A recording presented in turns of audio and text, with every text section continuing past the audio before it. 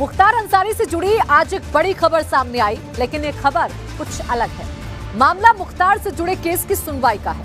Allahabad high court के एक जज ने मुख्तार से जुड़े 2 केस की सुनवाई से खुद को अलग कर लिया है। इसमें एक मामला विधायक निधि के भ्रष्टाचार से जुड़ा है, तो दूसरे का वास्ता गैंगस्टर एक्ट के एक मामले से।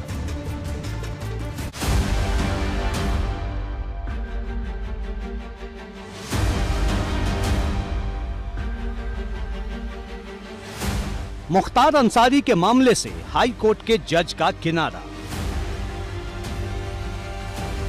पूर्व बाहुबली विधायक मुख्तार अंसारी से जुड़े मामलों की सुनवाई कर रहे इलाहाबाद हाई कोर्ट के जज ने खुद को सुनवाई से अलग कर लिया है। जेल में है बाहुबली मुख्तार, जज का सुनवाई से इनकार। मुख्तार अंसारी से जुड़े हुए 2 मामलों की सुनवाई आज इलाहाबाद हाई कोर्ट में होनी थी, लेकिन दोनों ही मामले जैसे ही कोर्ट के सामने रखे गए, जज ने खुद को सुनवाई से अलग कर लिया। बांदा की जेल में जो मुख्तार अंसारी डर के साए में जी रहा है, उससे जुड़े 2 मामलों में इलाहाबाद हाई कोर्ट में सुनवाई नहीं हो पाई है, क्योंकि हाई कोर्ट के जज ने ही माफिया मुख्तार के मामलों में सुनवाई से खुद को अलग कर लिया है। जस्टिस राजीव गुप्ता के सुनवाई से इनकार करने के बाद दोनों मामले चीफ जस्टिस के पास भेज दिए गए। अब चीफ जस्टिस किसी नई बेंच को सुनवाई के लिए नामित करेंगे।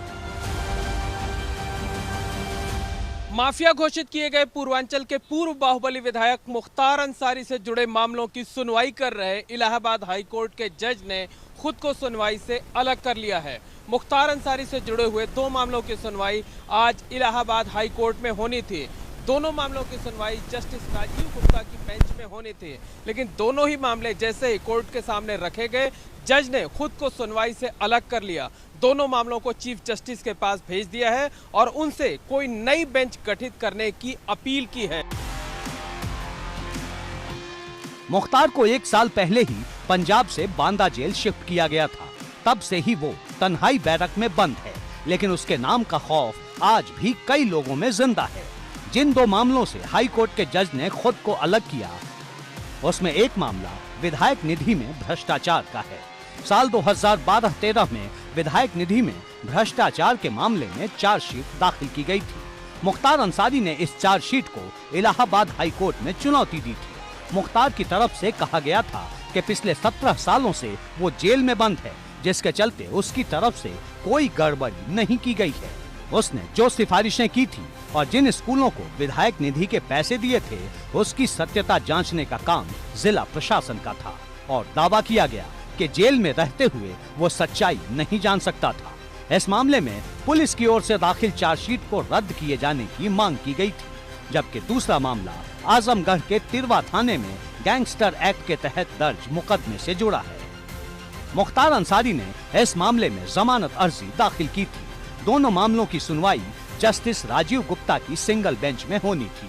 जमानत अर्जी वाला मामला अब 28 अप्रैल को सुना जाएगा, जबकि विधायक निधि से जुड़े मामले में 2 मई को सुनवाई होगी।